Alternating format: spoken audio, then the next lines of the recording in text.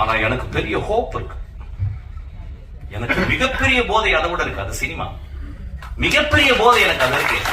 அது புரசவம். மிகப்பெரிய போதை இருக்கு. ஒருத்தன் இருக்கான் பாரு, இளையராஜான்னு ஒருத்தன் குடிச்சுட்டா அதான் சயின்டிஸ்ட் எனக்குலாம் போட்டு சயின்டிஸ்ட். அதான் மனிதர்களை அதிகமாக குடிகாரன் ஆக்குனது அவர் தான் வச்சுங்களேன். இனிஷியேஷன் அங்கதான் நடக்கும். அழகு லட்சணமா இருக்கான். அவன் ஒரு ஒரு ஒரு கேவலமான மொத்தமா ஒரு பாட்டு இருக்கும். அந்த பாட்டை கட்டிட்டு அவன் முதல்ல கடிச்சுக்கிட்டு அப்படின்னு சொல்ற நண்பர்களை இதை விட மோசமான அடிக்ஷன் இந்த சமூகத்துல இருக்கான்னு கேட்கிறேன். நானும் மதுவை விரும்பி நேசித்து குடிப்பவன். ஆனா ஒரு நாள் கூட அந்த மது என்னைய கண்ட்ரோல் பண்ணதில்லை.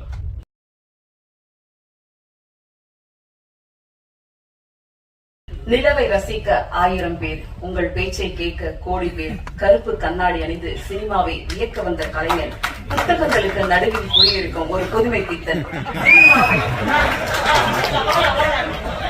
சினிமாவை எப்படி நேசிக்க வேண்டும் என்று தட்டி அணைத்து கற்பித்து வரும் எனதருமை நண்பன், இயக்குனர், மாபெரும் நடிகர் மிஷ்கின் அவர்களை பேச அழைக்கிறேன்.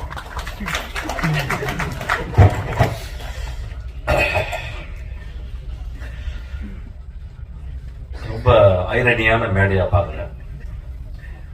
வெற்றிமாறனையும் அமீரை தவிர இங்க எல்லாருமே குடிக்காரர்கள்.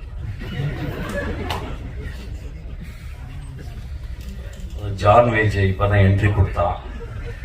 அந்த படம் பார்த்துட்டு என்ன சொன்ன இன்ட்ரோல, அண்ணன் படம் முடிச்சுட்டு எங்கன்னா போலாம் அப்படின்னு.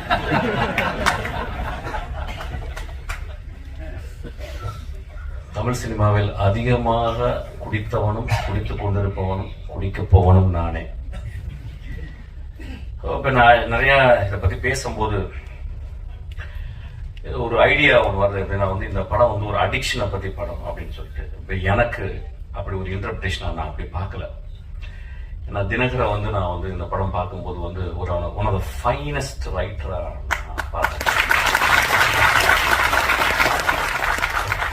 Any finest writer will not talk loudly. மேல ஒண்ணு இருக்கணும், கீழே சப்டெக்ஸ்ட்ல ஒரு கதை சொல்லுவோம். இந்த ஒட்டுமொத்த படமும் ஒரு சப்டெக்ஸ்டா தான் நான் பார்க்கிறேன். குடி மனிதம் தோன்றதுல இருந்து குடி இருக்கு. இப்ப ஃபென்னி அப்படின்னா அங்கே விளைந்த கோவால போர்த்துகீஸ் அவங்க கொடுத்த அந்த விதையில இருந்து ஒரு பலரசத்தை எடுத்து அதை போதை ஆக்கி குடிக்கிறோம். தமிழ்நாட்டுல ஆதியில இருந்துச்சு. அதாவது எனக்கு அதை பத்தி ஃபுல்லா தெரியும். ஆக்சுவலா சாராயமே எனக்கு காய்ச்சல் அளவுக்கு எனக்கு டெக்னாலஜி தெரியும். எனக்கு நான் சினிமாவோட அதை கண்டுபிடிச்சிருக்கேன். எப்படின்னு கண்டுபிடிச்சிருக்கேன்.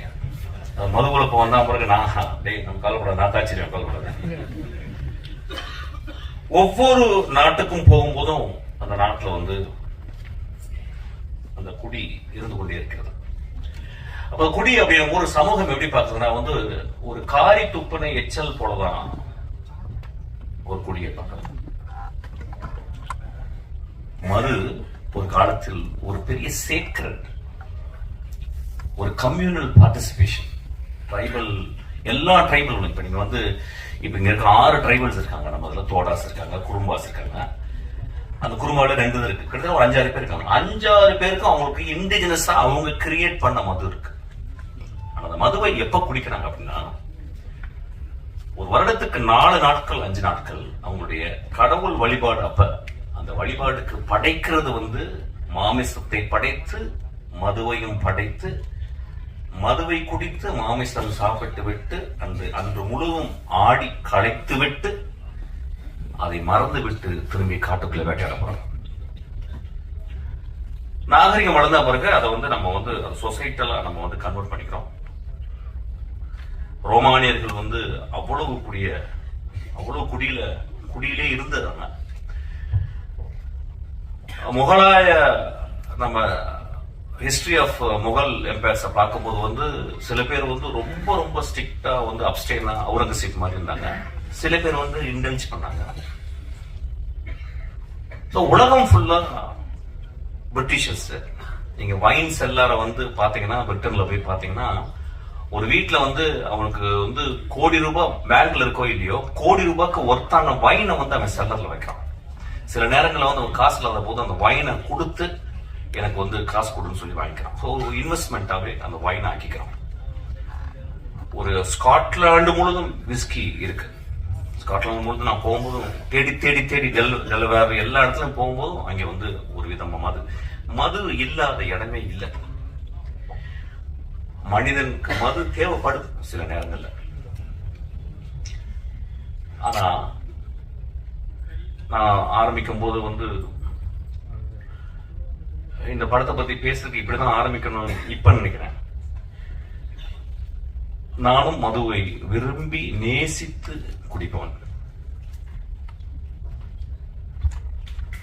ஆனா ஒரு நாள் கூட அந்த மது என்னை கண்ட்ரோல் பண்ணதில்லை. அந்த மதுவை குடிக்கும் பொழுது ஒரு என்னை பொறுத்தல நான் அசிஸ்டன்ட் டைரக்டர் வந்து எப்படின்னா, சாராய கடைக்கு போகும்போது அசிஸ்டன்ட் டைரக்டர் இருக்கும்போது ஒரு குவார்டர் வாங்குற காசு இருக்கும். மோஸ்ட்லி ஓல்டு மங்கு 2 டாடாஸ் கொசுவத்தியோட உள்ள போவேன். எனக்கு பேச ஆரம்பிச்சப்போ சினிமா பேச ஆரம்பிச்சோம். சிவாஜி பேசுவோம், பாலச்சந்தர் பேசுவோம், பாரதராஜாவை பேசுவோம், இளையராஜாவை பாடுவோம். ஸோ எங்களுக்கு பெரிய கான்ஃபிளிக்ட் யாருன்னு கேட்டா அந்த கொசுவத்துல தான். ஸோ எங்க பக்கத்துல 2 கொசுவத்தி எரியும். ஒரே ஒரு குவார்டர் ஓப்பன் பண்ணி அடிக்க ஆரம்பிப்போம், பேச ஆரம்பிப்போம். அப்புறம் நான் பாட ஆரம்பிப்பேன். எங்க இருந்தோ ஒரு குவார்டர் வந்துடும் எனக்கு. நான் பாட ஆரம்பிச்சேன்.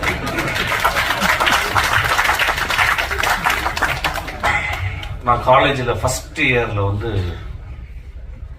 செட்டிநாடு பாலிடெக்னிக்ல வந்து நான் வந்து அந்த லாஸ்ட் ஃபர்ஸ்ட் இயர் முடியும் போது செகண்ட் இயர் வந்து குடிச்சிட்டு என்ன பண்ணாங்க, என்னை பாட சொன்னாங்க. நான் பாடின பாட்டு வந்து பொண்ணை போல ஆத்தா. எப்படி பாடினு தெரியல, ஃபர்ஸ்ட் பிரைஸ் கொடுத்துட்டாங்க எனக்கு. செகண்ட் இயர் முழு குடி. நீ என்ன பாடல அப்படியா? அவன் போய் பாடினேன் அந்த பாட்டு, அதே பாட்டு தான் பொண்ணை போல ஆத்தா, ஃபர்ஸ்ட் பிரைஸ். தேர்ட் இயரும் அதே பாட்டு ஃபுல் குடி, ஃபர்ஸ்ட் பிரைஸ். ரொம்ப ரொம்ப ரொம்ப கேர்ஃபுல்லா இங்க இருக்கணும். அப்படின்னா என்னுடைய குடி இருக்கும் பொழுதும் எனக்கு வாழ்க்கை சந்தோஷமாகவும் ஹோப்பாகவும் இருந்து கொண்டே இருந்தது. இந்த படம் அவன் என்ன சொல்லியிருக்கான்னு எனக்கு தெரியல. அது வந்து I have to go deeply in. I don't want to go because it's my interpretation is very important. கதை சொல்றீங்க, போர் அடிக்குது. ஆனா கதை சொல்றேன், அங்க யாரும் குடிச்சிட்டு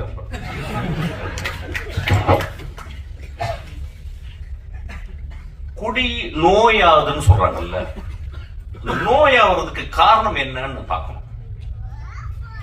இந்த குடியில் நோயாகும் மனிதர்கள் நீங்க 99 விழுக்காடு one of the greatest human beings இருக்காங்க. பாத்துக்கீங்களா? பிரான்சிஸ் கிருபா இதே மடியில உட்கார்ந்து இருக்கும் போது பிரான்சிஸ் கிருபா ராம் பேசிக்கிட்டு நான் உட்கார்ந்து இருக்கேன். பிரான்சிஸ் இங்க வந்து உட்கார்ந்து அவன் பேசுறான். நான் தான் திட்டி வெளியே அனுப்புனேன். நான் வெளியே போன பிறகு என்னடா மகனை இப்படி பண்றடா அப்படின்னு. எவ்வளவு பெரிய கவிஞன்டா. இன்னைக்கு என்னுடைய நண்பன் சந்தர் சுப்பிரமணியம் மிகப்பெரிய எழுத்தாளன், பெரிய கவிஞன். அவன் எழுதின ஒரே நாவலை ஐ திங்க் கனியே ஏதோ ஒரு நாவலை படிச்சுக்கிறோம். எப்படி படிச்சுக்கிறோம்னா விழுந்து படிச்சுக்கிற சங்கர் கன்னி என்ற ஒவ்வொரு வந்து சங்கர் சொல்லியிருக்க. இப்ப அந்த மனிதன் அவ்வளவு நுட்பமாக தமிழ்நாட்டில் ஒரு மிகச்சிறந்த எழுத்தாளன் சீக்கிரம் சூரியன் மாதிரி வந்து மறைஞ்சு போயிட்டான். அப்ப ஏன் அடிக்ஷனுக்குள்ள போனான் அப்படிங்கும் போது ரொம்ப ரொம்ப நுட்பமா கவனிக்கும். நம்ம வீட்டுல இருந்து ஒரு கிலோமீட்டருக்குள்ள, ஒரு அரை கிலோமீட்டருக்குள்ள நம்ம நண்பர்கள் சில பேர் வந்து போறதுக்கு காரணம் இந்த சமூகம் கொடுக்கும் அழுத்தம். இந்த படம் பார்த்து வந்து ரொம்ப கேர்ஃபுல்லான விஷயம் வந்து என்னுடைய மகனை, எனக்கு மகன் இருந்தால் என்னுடைய நண்பன் இருந்தால் நான் எப்படி பார்த்துக்கணும்னு ரொம்ப முக்கியம். ஒருத்தன் ஒரு குடிக்குள்ள போயிட்டு அவன் வந்து அடிக்ட் ஆகுறான் அப்படின்றது. ஏன்னா எல்லாருமே அடிக்ஷன் தான். போன் அடிக்ஷன், இப்ப நம்ம வந்து ரெட்டி சொன்ன மாதிரி வந்து கேட்ஜெட் அடிக்ஷன், இன்ஸ்டாகிராம் அடிக்ஷன். இப்ப நம்ம இன்ஸ்டாகிராம்ல பாக்குறோம் ரொம்ப ஆச்சரியமா நான் ஃபெனோமெனன் பார்க்கறேன். எல்லா பொண்ணுங்களும் டான்ஸ் ஆடுறாங்க. என்னன்னு புரியல. தமிழ்நாட்டுல இந்தியா புரியல. எல்லாருமே அப்புறம் என்னமோ செக்ஸியா முதல்லாம் கடிக்கிறாங்க. எனக்கு புரியவே இல்லை. இதோட அடிக்ஷன் உலகத்துல இருக்க முடியும்? புரியல. ஒரு அழகான பெண், என் மகள், அவ யாரோ ஒருத்தி அழகு லட்சணமா இருக்காங்க. அவ வந்து ஒரு ஒரு கேவலமான ஒத்தவங்கம்மா ஒரு பாட்டு இருக்கும். அந்த பாட்டை வச்சுக்கிட்டு அவ முதல்ல கடிச்சுக்கிட்டு அப்படின்னு சொல்ற நண்பர்களை, இதை விட மோசமான அடிக்ஷன் இந்த சமூகத்துல இருக்கான்னு கேட்கிறேன். அடிக்ஷன் எங்க இல்ல? இந்த வரப்போது இந்த ஐபிஎல் வரப்போகுது. நம்மளாம் அடிக்ஷன் இல்லையா?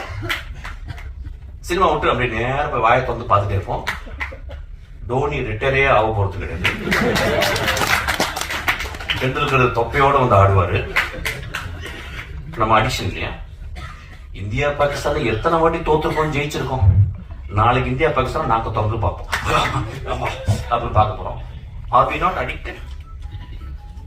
சினிமாவை முதல் ஷோ போய் பார்க்கறது அடிக்ஷன் கிடையாதா? ரசிகர் மன்றவங்க பெரிய பெரிய கார்போர்டு வச்சு அதுல வந்து பால் ஊத்துறது அடிக்ஷன் கிடையாதா?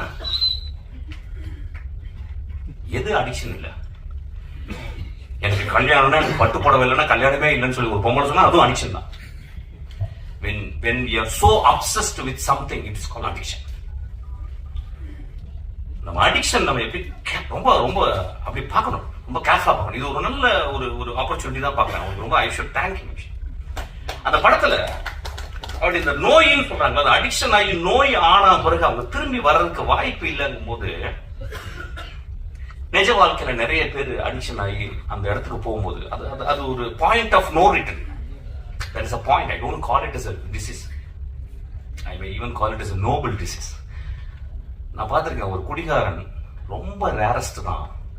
அவன் வந்து யாராவது பொறுக்கி பசங்க குடிச்சிட்டு அடிப்பாங்க. ஆனா ஒரு வீட்டுல 2 குழந்தைகள், பெண் குழந்தைகள் இருந்து, ஒரு அழகான பெண் இருந்து, அம்மா இருந்து, அவன் குடிச்சிட்டு போய் வீட்டுல கிடக்குறாங்க. நிறைய பேர் பார்த்திருக்கேன். என்னுடைய மனைவியினுடைய தந்தையார் அவர் அப்படியே அமைதியா ஈவினிங் வந்து அப்படியே மெதுவா குடிக்க ஆரம்பிச்சு கத்தாப்பாரு அப்படின்னு, அப்புறம் தூக்கிடுவாரு. அது ஈவினிங் முடியல. நான் பார்த்து, என்னடா அது நல்லா தானே இருக்காரு, காலையில நல்லா தான் இருக்காரு, மாப்பிள்ள எல்லாம் பேசுறாரு, நைட்டானா அவன் குடிச்சிட்டு, ஆனா எந்த வச்சுக்க மாட்டேன். நான் அவரோட பெரிய குடிப்பேன், நான் செஞ்சுருவதுனால கொஞ்சம் அவர் பயந்து அப்படி அட்ஜஸ்ட் பண்ணிடல. அப்ப நான் பாக்குறேன், இந்த சமூகத்துல யாரு குடிக்கிறதுல, நான் தான் சொல்றேன், நான் பெரிய குடிக்கிறேன். ஆனா எனக்கு பெரிய ஹோப் இருக்கு. எனக்கு மிகப்பெரிய போதை அதை விட இருக்கு. அது சினிமா. மிகப்பெரிய போதை எனக்கு அது இருக்கு. அது வந்து குரசவம். மிகப்பெரிய போதை இருக்கு. ஒருத்தன் இருக்கான் பாரு, இளையராஜான்னு ஒருத்தன் குடிச்சுட்டா அதான் சயின்டிஸ்ட். எனக்குலாம் போட்டு சயின்டிஸ்ட். அதான் மனிதர்களை அதிகமா குடிகாரன் ஆக்குனது அவர் தானே வச்சுங்களேன். ஏன்னா இனிஷியேஷன் அங்கதான் நடக்கும். நான் சொல்றேன், once in a while I just go out actually. ஏன்னா ரொம்ப சீரியஸா பேசுறேன். நான் திடீர்னு ரஞ்சித் படபடபட பேசிட்டே இருந்தா, என்ன அப்படி பேசுறான், சீரியஸா பேசுறான்னு அப்படி I cannot talk that. So பரவாயில்ல, சின்ன கான்ட்ரவர்சி வார்த்தை அப்படி இன்ட்ரெஸ்டிங்கா இருக்கணும் முடியாது. அப்ப so we have to think very sincerely. இந்த படம் வந்து எல்லாருமே பார்க்கும்போது உடனே ஒரு கட்டம் கட்டியோ அவன் தான் பயந்துட்டே இருக்கான் வயிற்றுல புளிஞ்ச கரிசி 24ஆம் தேதி எல்லாம் குடிகார கதை பண்ண நினைச்சுக்கிறேன். ஏங்க ஒரு எக்ஸ்ட்ராடனரி ரைட்டர் நான் சொல்லிட்டேன். அவன் எக்ஸ்ட்ராடனரி ரைட்டர் என்ன பண்றான், தான் முதல் படம் எடுக்கும் போது அவன் தேர்ந்தெடுக்கிறான் என்ன கதை பண்ணலான்னு.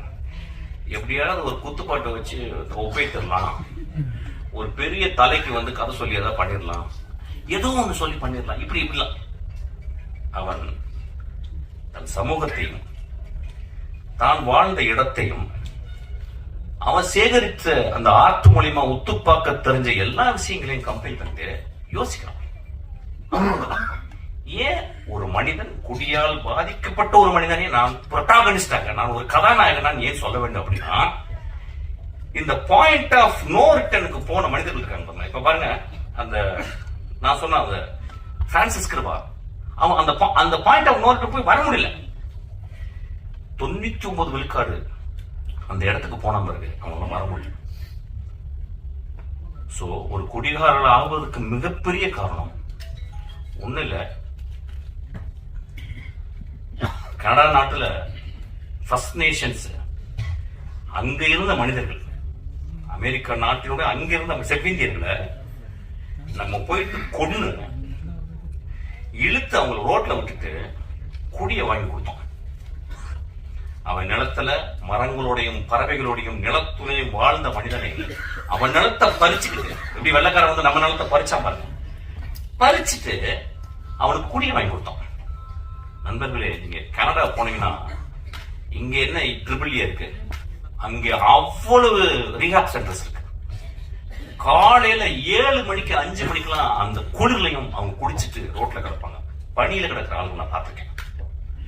ஏன் வந்துச்சு நம்ம பார்க்கணும். நம்ம ரொம்ப தள்ளி போயிட்டு ஒரு காரி துப்புற மாதிரி ஒரு குடிகாரம் படுத்துக்கும் போது அப்படி பார்த்து போயிடுறோம். அவன் ஒருவேளை பிரான்சிஸ் கிருபாவாக இருக்கலாம். பிரான்சிஸ் கிருபா ஏன் அப்படி வந்தான்னா, நீங்க பிரான்சிஸ் கிருபாவுடைய லைஃபை போயிட்டு நீங்க போய் பார்க்கணும். அதுக்கு ஏதாவது நிச்சயம் ஒரு காரணம் இருக்கும். ஒரு குடிகாரர்களாக இந்த சமூகத்தில் புறந்தள்ளப்பட்டவர்கள், அதுக்கு நம்மளும் ஒரு காரணம் நான் சொல்ல வரேன். அதுக்காக தான் அந்த படம் எடுத்துருக்கேன். அந்த படத்தினுடைய முதல் பகுதியில் வந்து ஒரு கதைக்கு தேவையான எஸ்டாபிளிஷ்மெண்ட் மட்டும் அவன் பண்ணியிருக்கான். அவன் அது ரொம்ப போக முடியல. ஆனா அது ரொம்ப எனக்கு வந்து பொருத்தமா இருந்துச்சு. ஏன்னா குடிகாரர்களை பத்தி நான் பார்த்துக்கிட்டே இருக்கேன். நானே குடிகாரன், எனக்கு தெரியும். என்னைய அப்பா கரண்ட்ல போய் பார்ப்பேன். ஆக்சுவலா அந்த மனிதனுக்கு ஹோப் இல்ல லைஃப்ல. ஏன்னா ஒரு கடுமையான வறுமை. அவன் ஒரு பெரிய ஆர்டிஸ்ட். அவன் சொல்றான், ஏய் என் வேலையை நீ சொல்லாதான்றான் குடிச்சிட்டு. ஆனா குடிச்சிட்டு சொல்றான். அவனை யாராவது அங்க இருக்கவான், நீ எவ்வளவு பெரிய ஆர்டிஸ்ட்னா, நான் சாயங்காலம் குடினா, ஆனா இந்த ஆர்ட் ரொம்ப முக்கியம். ஒருவேளை அவனுக்கு இந்த சமூகம் சரியான வேலையையும் சரியான அவனுடைய அறிவுக்கு அங்கீகாரம் கொடுத்திருந்தால் அவன் குடித்திருக்க மாட்டான். அவன் ரோட்ல போய் யாரையுமே அடிக்கலங்க. அந்த படத்துல அவன் ரோட்ல போற பொம்பளை கை பிடிச்சிருக்கல. தன் மனைவி, தான் கைவிட்டு போன மனைவி இன்னொரு மனிதனோட நிற்கும் போதும் இவன் எழுதின அந்த கதாபாத்திரம் ரொம்ப அமைதியா இருக்கு. அவன் போய் சட்டை பிடிக்கல. உலகத்தின் மிகச்சிறந்த சீன் அந்த இடத்துல அப்படி நிக்கிறான். அப்படின்னு சொன்னார். ரொம்ப அழகா சொன்னார். ரொம்ப நுட்பமான மனிதன் அவர் சொன்னார். அந்த மனைவி கேட்கிறா, 10 வருஷம் என் ஆசை விட்டுட்டு போயிட்டேடா. ஏடா 10 வருஷம் முதல் நாள்ல இருந்து குடிக்கிறா. 10 வருஷம் எங்க அப்பா அம்மா பொத்து உன்கிட்ட கொடுத்தாங்கடா, உன்னை நம்பி வந்தடா. 10 வருஷம் என் இளமையை இழந்துட்டுடா. நீ குடிக்கும் போது மட்டும், குடிச்சிட்டு போதை வரும்போது மட்டும் என் பக்கத்துல வந்து படுத்திருக்கேடா. என் உள்ளத்தை நீ வந்து என்னைக்காவது பார்த்திருக்கேடா. உடலை மட்டும் தான் பார்த்திருக்கேன். நான் சமைச்சு போட்ட மீன் குழம்பு மட்டும் தான் ரசித்து இருக்கேன். என் உள்ளத்தை ரசிச்சிருக்கேன் கேட்கலாம். ரொம்ப எக்ஸ்ட்ராடனரியான ஒரு இடம். ஆனா அந்த மனிதன் இடத்துல ரொம்ப அமைதியா நிற்கிறான். சோ ரொம்ப ரொம்ப careful. Cinema it is not just to portray facts. It's a fictional reality. ரியாலிட்டியோடைய பெருசு நான் ஃபிக்ஷன் சொல்றேன். இல்லைன்னா காஃப்காவுடைய மாஸ்டர்மார்ஃபசிஸ் இன்னும் இந்த உலகம் படிச்சுட்டு இருக்குமா? One day Gregor Samsa woke up and found he became a vermin or an insect அப்படின்னு சொல்ற இதோடவா ஒரு பெரிய ஒரு ஃபேரி டேல் இருக்க முடியும்? சோ இந்த படமும் ஒரு ஃபேரி டேல தான் நான் பாக்குறேன். ஏன்னா ஒரு நம்ம சமூகத்துல ஒரு குடிச்சு கிடந்தவன பக்கத்துல பார்க்க மாட்டோம். குடிக்கிறவன் தன்னை அவனுக்கு பார்க்கறதுக்கு வாய்ப்பு கிடையாது. குடிகாரனோட வாழ்ந்து கொண்டிருக்கும் அந்த குடும்பம் அவனை எப்படி அவனோட அன்பு செலுத்த முடியும்னு தெரியாது. இந்த படம் அதை சொல்லிக் கொடுக்கும். ஒரு குடிகாரன் இந்த படத்தை பார்த்தால் நான் ஹோப்போட நான் எப்படி வருவேன்னு இந்த படம் கத்துக்கிட்டோம். ஒரு குடிகாரனோடு இருந்த ஒரு மனைவி இந்த படத்தை பார்த்தா, என் மாமாவை, என் அத்தானை நான் பத்திரமாக எப்படி இன்னும் அன்பு செலுத்தி அவனை பத்திரமாக அந்த பாயிண்ட் ஆஃப் அந்த இறப்புல இருந்து நான் கொண்டு வருவேன்னு இந்த படம் கத்துறங்க. குடிகாரனுக்கு பிறந்த 2 குழந்தைகள் இந்த படத்தை பார்த்தா, ஐயோ என் அப்பா எவ்வளவு நோபலான ஆள். எங்க அப்பா குடிச்சிட்டு மிச்ச காசை எனக்கு வந்து தின்பண்டங்கள் வாங்கிட்டு வரானே அப்படின்னு சொன்னோம். ஐயா, மனிதர்களை நம்ம உடனடியாக எடை போட்டுருக்கோம். ஏன்னா நம்ம எப்பயுமே பாக்கெட்ல ஒரு தராசு வச்சிருக்கோம். அவன் வந்து சும்மா அப்படி சிரிச்சுட்டாரு, ரொம்ப நல்லா இருக்கல அப்படிமா. அதான் அவன் பெரிய பாடா இருப்பான். பிராடு பாடா எதனா இருப்பான். நம்ம உடனே நல்ல மனசு இல்ல. அப்புறம் ஒருத்தவங்க என்ன அப்படின்னு போவோம். மனிதர்கள் நம்மளுடைய கொடுமையான அடிக்ஷன் என்னன்னா உடனடியா பாக்கெட்ல இருந்து ஒரு திராஸ் எடுத்து போட்டு நிலுப்பா நில்லு அப்படின்னு. மனிதர்களை நிறுக்க வேண்டாம். மனிதர்களை ஒரு எழுத்தாளர் சொல்லியிருக்கார், ஒரு மனிதனை பற்றி தெரிந்து கொள்ள வேண்டும் என்றால் 5 வருடம் அவனோட நீங்க பயணப்பட்டு கொண்டாங்க. மனிதர்களை நம்ம வந்து அவ்வளவு செய்ய குடிகாரலாம் ரொம்ப மோசம். நான் இன்னைக்கு குடிகாரனுக்காக பேச வந்திருக்கேன் ஆக்சுவலி. ஏன்னா எல்லாருமே பயங்கரமா அடிக்ஷன். ஹோப் கொடுங்க ஒரு மனிதனுக்கு. ஒரு திரைப்படம் தான் இன்னைக்கு வாழ்க்கையில ஹோப் கொடுக்குது. இந்த படம் ஹோப் கொடுக்குது. இவ்வளவு பேரும் நிறைய குடிகாரர்கள் இருக்காங்க எனக்கு தெரியும். பிரபஞ்சன் மாதிரி வந்து குடிகாரர்கள் குடிப்பவர்கள். இந்த சமூகம் குடித்துக் கொண்டே இருக்கும். ஏன் இப்ப வந்து கொக்கையை மூக்குல பிடிச்சி இழுக்கலையா? எல்எஸ்டி வாயில போட்டுக்கலையா? இப்ப எக்ஸ்டசி போடலையா? அதெல்லாம் வந்து ரொம்ப சூப்பரா. அது வந்து அப்படியே வந்து BMW வந்து இறங்கி எக்ஸ்டசி போட்டா அவங்க ஒரு 14 வயசு பொண்ணு போடுது. சனிக்கிழமைகள் நீங்க போய் பாருங்க, கருப்பு கலர்ல ட்ரெஸ் போட்டுக்கிட்டு அப்படி கருப்பு தேவதைகளா போயிட்டு ஃபுல் எக்ஸ்டசி தான். அது குடியார் இல்லையா? அதை நம்ம வந்து சமூகத்தை ஒத்துக்கிறோம். அவங்க வந்து ஆடிக்கிட்டு இருக்காங்க ரொம்ப சத்தமா போட்டு.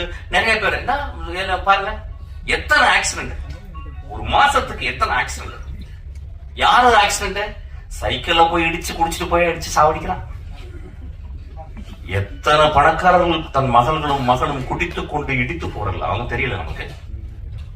குடிகாரர்களை ரொம்ப ரொம்ப கேர்ஃபுல்லா பார்த்துக்கணும். ஹோப், இந்த படம் எனக்கு ஹோப், எனக்கு ஹோப்பா தான் பார்க்க. சிரிக்காதீங்க, அது உடனே ஜோக் ஆக்கிறீங்க.